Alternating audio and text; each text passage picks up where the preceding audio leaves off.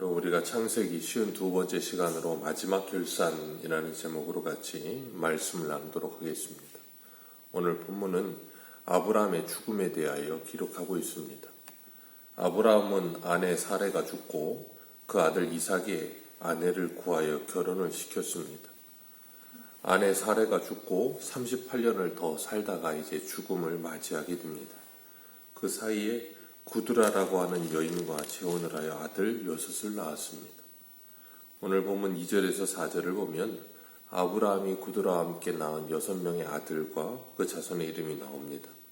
그리고 5절에서 6절을 보면 아브라함이 이삭에게 자기 모든 소유를 주었고 자기 서자들에게도 재산을 주어 자기 생전에 그들로 하여금 자기 아들 이삭을 떠나 동방 곧 동쪽 땅으로 가게 하였더라 그랬습니다. 여기서 참 재밌는 것은 아브라함이 그 아들 이삭에게 자기 모든 소유를 주었다 그랬어요. 자기 모든 소유를 이삭에게 주었는데 6절에 보면 서자들에게도 재산을 주었다라는 표현이 나와요.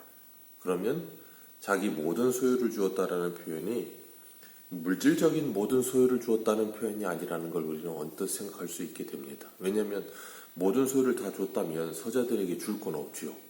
그런데 서자들에게도 재산을 나눠주어서 그들도 하여금 살 수 있게끔 해서 떠나보냈다는 거예요. 그 모든 일을 자기 죽기 전에 했다는 겁니다.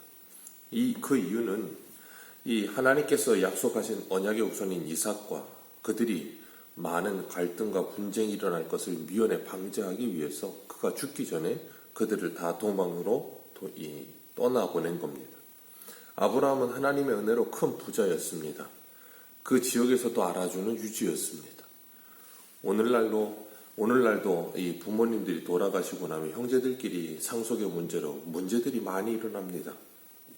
얼마 전에도 9시 뉴스를 보니까 거기에서 서울에 어떤 이 부모님이 돌아가셨는데 남매였어요. 근데 누나가 동생보다 조금 더 가진 거예요. 동생도 많이 가졌는데 동생보다 조금 더 많이 가진 거예요. 그랬더니 동생이 화가 나서 누나를 폭행하다가 이제 살인에 이르게 되는 그런 뉴스를 본 적이 있어요. 참 그게 아마 한 달 전도 안 됐을 것 같아요. 얼마나 안타까운 일이었는지 몰라요. 그런 일들이 일어나요. 그렇게 사람은 연약하고 부족한 겁니다. 그러다 보니까 아브라함이 집안에 그런 일이 일어나지 않기에 다 정리를 하죠. 그건 이런 육적인 부분뿐 아니라 영적으로도 보면 하나님께서는 아브라함에게 사라의 몸에서 태어난 자라야 하나님의 약속의 후손이 되리라 라고 분명히 말씀하셨어요. 그 약속의 후손과 구드라의 아들들과 함께 하나님의 약속을 유업으로 받을 수 없기 때문에 이스마엘을 분리시켜 내보낸 것처럼 구드라의 모든 자손들도 다 분리시켜 내보낸 겁니다. 그런데 문제는 그 아브라함이 낳은 그 후손을 보면 아수르도 여기에 들어가요. 네. 아브라함이 구드라와 재혼을 하지 않았다면 성경에는 만약이라는 말은 없지만 어쨌든 그런 생각도 해봅니다. 7절에 아브라함의 형년이 175세라 그랬습니다. 하나님께서 아브라함을 75세에 갈대아 우르에서 부르셨어요. 그리고 아브라함을 부르셔서 갈대아 우르에서 떠나게 하시고 하란에서 떠나게 하시고 가나안 땅에 들어오게 하시면서 그 모든 일련의 일들과 함께 지금까지 약 100년간 하나님께서 아브라함과 함께 하셨습니다. 아브라함과 함께 하시면서 그를 인도하셨어요. 그리고 그가 죽어서 열조에게로 돌아가며 하나님께서는 그 죽는 순간까지도 아브라함을 떠나지 않으셨습니다. 이것이 하나님께서 아브라함에게 주신 복이었어요. 아브라함의 손자였던 야곱도 바단 아람으로 올라갈 때 자기 형을 피해 바단 아람으로 올라갈 때 베델에서 하나님께서 그에게 이렇게 말씀하시죠. 내가 너와 함께 있어 네가 어디로 가든지 너를 지키며 너를 이끌어 이 땅으로 돌아오게 할지라. 내가 네게 허락한 것을 다 이루기까지 너를 떠나지 아니하리라. 하나님께서 아브라함과 이삭과 야곱과 요셉에게 그리고 이스라엘 백성들에게 주신 복이 뭐냐면 임마누엘의 복인 거예요. 일평생 그들을 떠나지 않으시는 복을 주신 겁니다. 그래서 8절을 보면 이렇게 표현해요. 8절 같이 한번 읽습니다. 시작. 그의 나이가 늙고 높고 늙어서 기운이 다하여 죽어 자기 열조에게로 돌아갔다. 여기 보면 참 재밌는 표현 하나가 있어요. 그가 나이가 늙어서 기운이 다하여 죽어 그러면 되는데 그의 나이가 높고 늙어서 라는 표현으로 나이 앞에 높다는 표현을 씁니다. 이 나이가 높다라는 표현은 단지 나이가 많다는 표현 이상의 의미를 가지고 있는데 어떤 의미냐면 만족함과 풍족함이라는 뜻을 담고 있어요. 그러니까 그가 175세가 되도록 100년 동안 하나님과 함께 하면서 그가 늙어 기운이 다하여 죽기까지 그는 하나님과 동행하면서 뭐 했다는 거예요? 만족함과 충만함이 그에게 있었다라고 말하고 있는 거예요. 그 말은 하나님께서 아브라함과 함께 하시면서 물질적인 풍요를 주셨기 때문에 만족함과 충만함이 있었다라는 표현이 아니에요. 그걸 우리가 어디에서 인터할 수 있는가 하면 5절 말씀에 아브라함이 이삭에게 자기 모든 소유를 주었다 그랬어요. 그리고 서자들에게 재산을 주어 자기 생전에 그들로 하여금 자기 아들 이삭을 떠나 동방 곧 동쪽 땅으로 가게 하였다라는 표현 속에 들어있어요. 서자들에게 재산을 나눠줬습니다. 그런데 이삭에게는 모든 소유를 주었어요. 이 표현 속에 높고의 의미가 들어있는 거예요. 하나님께서 아브라함과 일평생 100년 동안 함께 하시면서 그에게 만족과 충만함을 주셨다는 거예요. 그게 바로 성도가 누리는 복입니다. 그래서 성도는 이 땅을 살아가면서 하나님과 함께 할 때 자족함을 누리게 되고 감사함을 누리는 삶을 살게 돼요.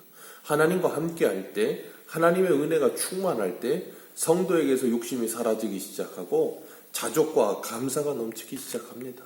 사도 바울도 디모데전서 6장에 말하는 거 5장인가요? 말하는 것처럼 우리가 빈손으로 왔으면 빈손으로 돌아갈 것이고 아무도 가져갈 것이 없다. 먹고 마시고 입을 것이 있으면 족한 줄로 안다라는 표현을 씁니다. 그게 바로 자족이지요. 그리고 빌립보서 4장 11절에는 이렇게 말해요. 내가 궁핍함으로 말하는 것이 아니니라 어떠한 형편에든지 나는 자족하기를 배우노니 나는 비천에 처할 줄도 알고 풍부에 처할 줄도 알아 모든 일 곧 배부름과 배고픔과 풍부와 궁핍에도 처할 줄 아는 일체의 비결을 배웠노라. 내게 능력 주시는 자 안에서 내가 모든 것을 할 수 있느니라. 아멘. 이것이 이 아브라함의 나이 많아 그 앞에 높고에 해당하는 부분이에요. 아브라함은 이것을 배웠다는 거예요. 성도는 이 땅을 살아가면서 이것을 배우는 겁니다. 이것을 배우면 그 인생의 만족도가 최상으로 올라가는 거예요. 행복해진다 그 말이에요. 예전에 지금은 아니지만 예전에 전 세계적으로 행복 지수를 이게 측정했을 때 저 네팔 밑에 있는 그 히말라야 밑에 있는 네팔이나 그쪽 나라가 전 세계적으로 행복 지수가 가장 높았어요. 정말 빈곤하고 못 사는 나라입니다. 근데 행복해요. 행복은 성적순도 아니고 행복은 소유에 있지도 않아요. 소유가 많다고 행복해지지 않습니다. 절대로 행복해지지 않습니다. 우리는 그걸 잘 알아요. 왜냐하면 우리가 이 세상을 살아오면서 수많은 사람들을 보잖아요. 수많은 사람들을 보는데 그 수많은 사람들이 많이 가졌다고 행복하지 않더라고요. 지옥 같은 삶을 살더라고요. 우리나라가 전 세계적으로 이 경제적으로 세계 10위 정도 되잖아요. 요즘은 문화도 K 콘텐츠 그래서 뭐 영화, 음악 모든 부분에 있어서 전 세계적으로 유명합니다. 그리고 외국인들이 우리나라 와서 살아보면 너무나도 좋다는 거예요. 환경이. 이렇게 치안이 잘 돼 있는 나라가 없다는 거예요. 모든 게 다 좋아요. 그런데 우리나라 사람들은 우리나라를 헬조선이라고 불러요. 그리고 이렇게 잘 사는 나라가 됐는데 오늘날만큼 정신과가 그렇게 잘 되는 나라가 없어요. 우리나라 정신과에 사람들이 미어 터집니다. 돈은 많은데 공허해요. 그러니까 마약을 그렇게도 많이 하는 거예요. 돈은 많은데 사람이 헛헛해요. 뭘로 채워지질 않는 거예요. 아무리 많으면 뭘 하겠습니까? 누리지를 못하는 거예요. 하나님이 주신 것을 누리지를 못하는 거예요. 하나님이 주신 것을 누린다는 건 하나님이 우리에게 그런 마음을 주실 때야 가능한 일이에요. 하나님이 주신 이 아름다운 자연을 누릴 줄 모르면 어떤 좋은 걸 줘도 우리는 누리지 못하는 거예요. 그렇기 때문에 하나님께서 우리의 마음을 바꿔 주시지 않으면 우리는 하나님이 주신 것을 가지고 만족하지도 못하고 자족하지도 못하고 감사하지도 못해요. 많이 가져도 적게 가져도 감사하지 못하는 사람들은 감사하지 못합니다. 그러나 참된 믿음이 있는 사람은 많이 가져도 적게 가져도 감사합니다. 내 현실 속에서 내게 주어진 현실이 하나님이 내게 주신 가장 좋은 현실인 줄 알고 어떤 상황에서든 감사하며 살아요. 그러나 예수 그리스도를 믿지 못하면 세상 사람들과 똑같이 욕망의 노예가 되고 욕심의 노예가 되어서 살지요. 욕심이 잉태한 즉 죄를 낳고 죄가 장성한 즉 사망을 낳느니라. 돈을 사랑함이 일만하게 뿌리가 되느니라. 하나님께서는 우리들에게 그걸 가르쳐 주시는 거예요. 그렇기 때문에 풍부에 처하든 빈곤에 처하든 하나님과 함께하는 법을 배우게 하시는 거예요. 그게 복이에요. 그래서 시편 23편 1절에 여호와는 나의 목자시니 내게 부족함이 없으리로다 그랬습니다. 다윗의 인생에 부족함이 얼마나 많았습니까? 많은 부족함이 있었어요. 사울 피해 다닐 때. 그런데 다윗은 고백해요. 내게 부족함이 없었다. 이유는 하나입니다. 하나님이 나와 함께 하셨기 때문이에요. 다윗은 그래서 사울을 피해 다니면서 그 광야에 살 때, 압살롬을 피해 다니면서 그렇게 살아갈 때 그 인생에 이 곤두박질 치는 것 같은 상황 속에서도 그는 수많은 시편을 썼어요. 그 인생에 수많은 곤두박질 치는 것 같은 상황에서 그는 하나님을 만났고 하나님과 더 풍성한 교제 속에 살았어요. 그래서 그가 왕으로 있든 아니면 도망자로 살든 아니면 어떤 상황이 있었든 그는 하나님을 늘 의지하며 살았어요. 그렇기 때문에 부족함이 없었어요. 그렇기 때문에 만족했던 거예요. 그러나 그러지 못하는 사람은 아무리 많은 걸 가져도 만족이 없어요. 그래서 주님께서는 부유하신 그분이 우리를 위해 가난해지신 이유가 거기 있어요. 우리를 부유하게 하시려고. 그래서 고린도후서 9장 9절과 10절에 보면 고린도후서 6장 9절과 10절에 무명한 자 같으나 유명한 자요 죽은 자 같으나 보라 우리가 살아있고 징계를 받은 자 같으나 죽임을 당하지 아니하고 근심하는 자 같으나 항상 기뻐하고 가난한 자 같으나 많은 사람을 부유하게 하고 아무것도 없는 자 같으나 모든 것을 가진 자로다. 아멘. 그래서 야곱이 바로를 축복할 수 있는 거예요. 그래서 바울이 아그리빠 왕을 축복할 수 있는 거예요. 그래서 성도가 이 세상을 축복할 수 있는 거예요.